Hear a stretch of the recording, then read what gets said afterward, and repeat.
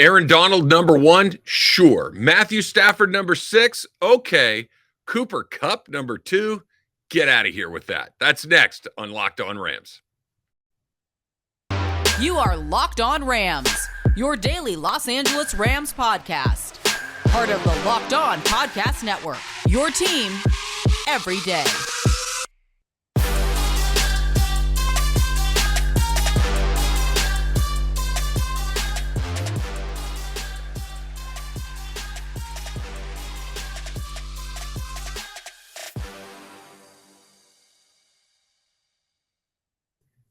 Thanks for making Locked On Rams your first listen every single day, free and available wherever you get your podcasts. My name is Travis Rogers. Not only do I host the Locked On Rams podcast, I also host the Rams pre- and post-game show on their flagship station, 710 ESPN. I've been doing that since the Rams came back to Los Angeles back in 2016. I also host the Travis and Sliwa show on that very same station, 710 ESPN, 10A to 1P. Make sure that you check that out if you are here in Los Angeles. Of course, you can try it on the ESPN app as well. Okay, we are a lot of ranking stuff this week. We talked about Matthew Stafford and where he ranked. Of course, Aaron Donald landed number 1. We'll get into Cooper Kupp coming up here just in a second. It is a crazy proposition to me. We'll talk about that in just 1 minute. Who is the most underrated player on the Rams? Got a couple of potential options for you right there. And Jalen Ramsey did what typically not a lot of Rams players do, and that's just make some noise for the sake of making some noise. Why not, right? We'll get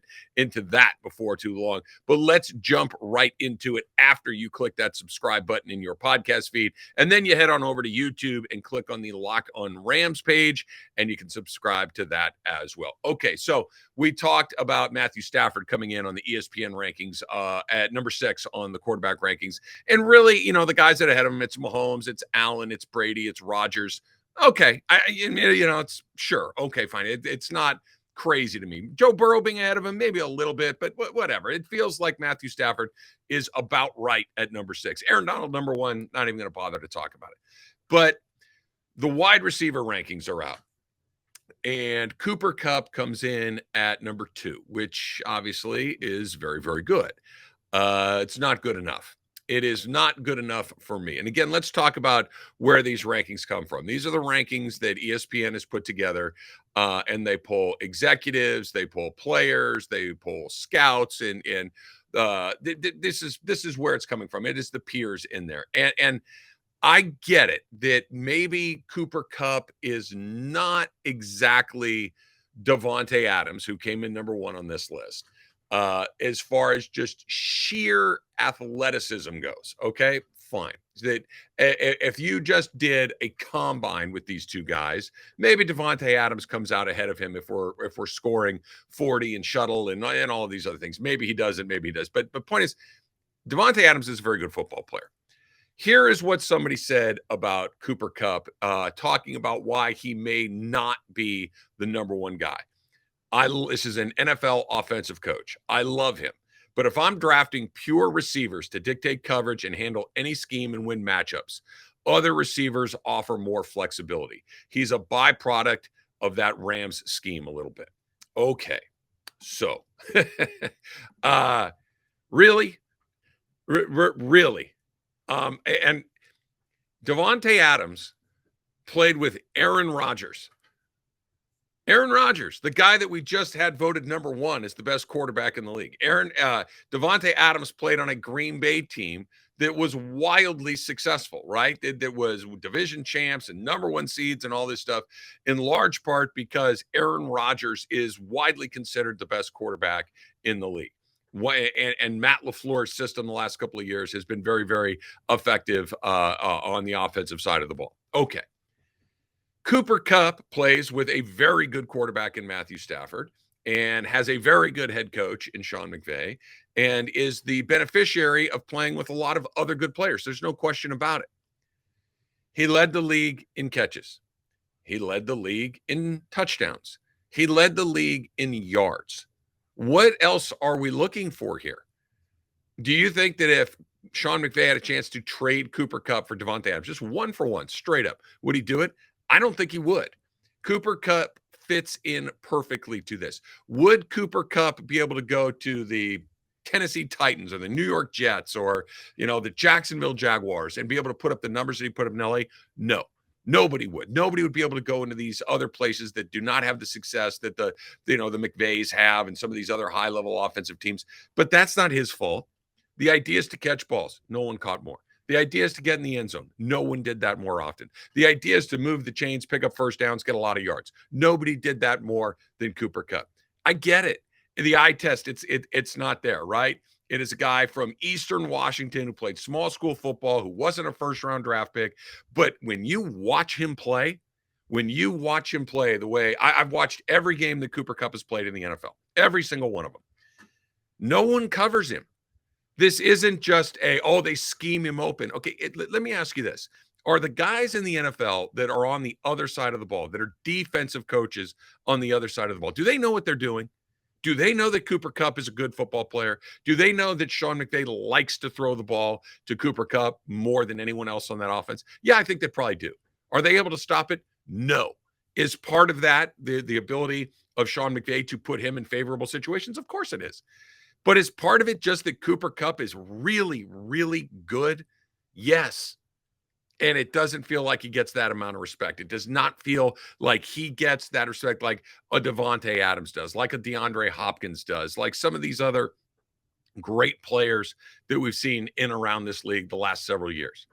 If it were just scheme, wouldn't somebody have figured out a way to scheme against him? What was it last year? There's 9 or 10 games in a row where he caught at least 9 balls for 90 yards or 10 balls. I forget exactly what it was, but it was a lot of catches for a lot of yards, a lot of games in a row.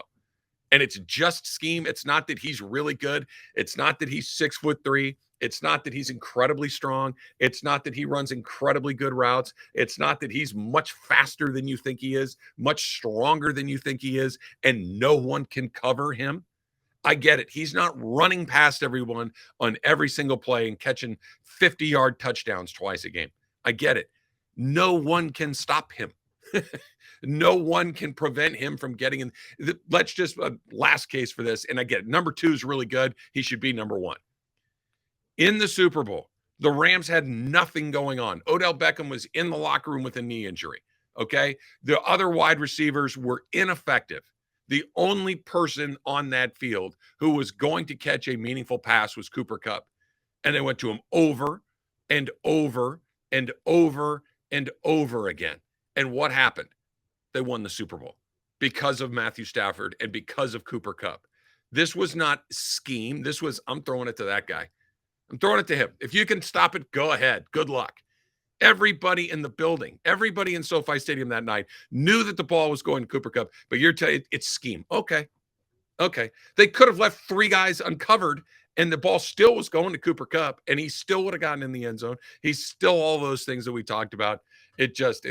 Keep underrating him. I think he's one of those guys that he was the only guy at the Super Bowl parade that seemed kind of bothered by the fact that he wasn't able to be in the gym and running routes and everything else. So go ahead and keep underrating Cooper Kupp at your own peril. Coming up next, I want to talk about Jalen Ramsey doing something that you don't see a lot of Rams players do, and I absolutely love it. That's next.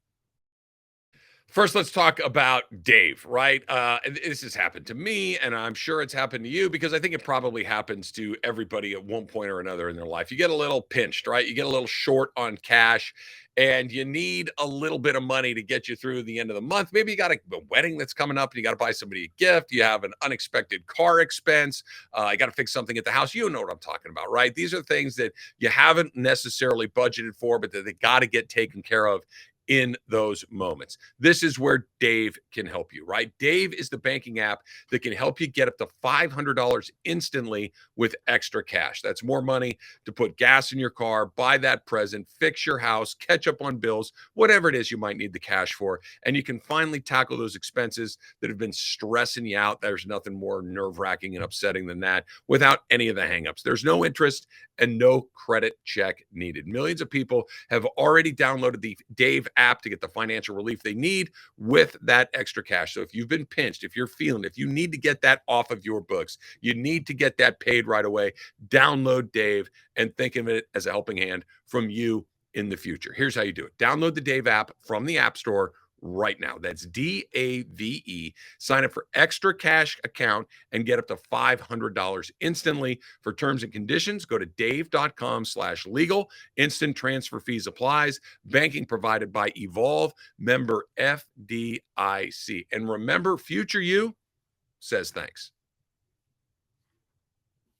So which NFL stars move the betting line most? Starting July 18th, Locked On gives you the 50 most valuable players in the NFL from odds makers at BetOnline. Available July 18th on Locked On NFL, wherever you get your podcasts, and of course on YouTube. All right, so what is the one thing? Like if the Rams are missing a thing when we just talk about professional sports as currently constructed, what is the thing that the Rams seem to have a real lack of when you look at some other teams around the league, and not just the NFL, but look at the NBA, look at Major League Baseball, look at look at college football, look at whatever it is that you follow, F1, soccer, whatever. There's always drama on teams, right? That this guy doesn't get along with that guy, or this guy's upset about his contract, or this coach is about to get fired, or the owner and the general manager and the head coach are having a war of philosophies, whatever it might be. There always seems to be some stuff. And then take it to the next level. There always seems to be a guy who's just throwing gasoline on the fire, right? And making the, oh gosh, we got to deal with this again. For instance, let me think of Odell Beckham in Cleveland, right? Okay, think of something like that where it's just like, are we really talking about this again? And it just seems to kind of take away from the things that may or may not help you win some football games.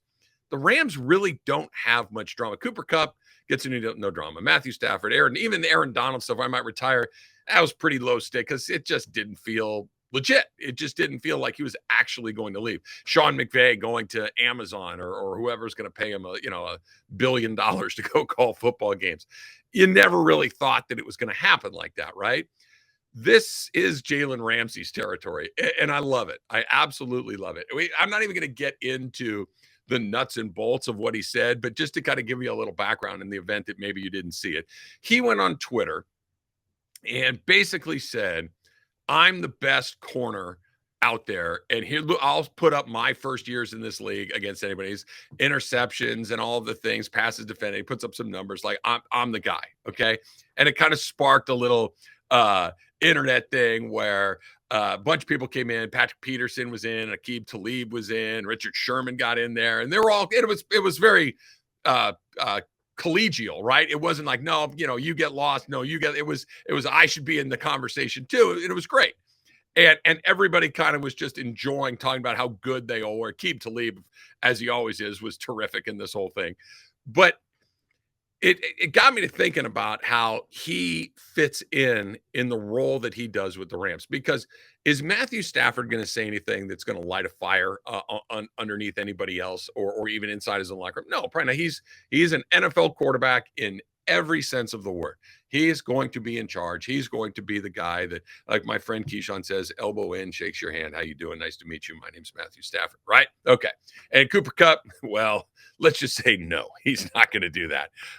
Aaron Donald, pretty quiet guy, leads through his actions much more than he does through his words. But again, not a terribly outspoken guy saying, chucking bombs in the media. He's just not that guy. You got to have somebody do it.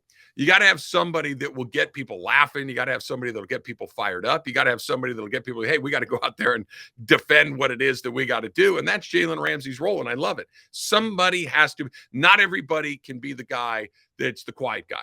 You got to have somebody that brings that energy. You got to have somebody that brings that bleep talk, right? You got to have somebody that's like out there with his arms out like, what? I'm the best at this thing, and if you don't like it, you're wrong. If I do this, then what are you going to do to me? Jalen Ramsey was the guy, and this was when he did it in Jacksonville a few years ago, but I still think that it applies here. He went and did an interview where he went and ranked all the quarterbacks and just blew 80% of them. He stinks, and he's an easy pick, and all these things. And it was like, wow, this is not something that you typically hear from an NFL player about other active NFL players, especially about quarterbacks. It's just, the proverbial target on your back, so to speak. Jalen Ramsey does it. You gotta have that guy. I'm all for professionalism. I'm all for let your actions speak louder than words. I'm all for let's just take care of this on the field. I also like a guy that kind of stirs the pot a little bit, and Jalen Ramsey absolutely stirs that pot. He stirs it about as well as anybody else. And the best part about it, he goes out there and shuts you down.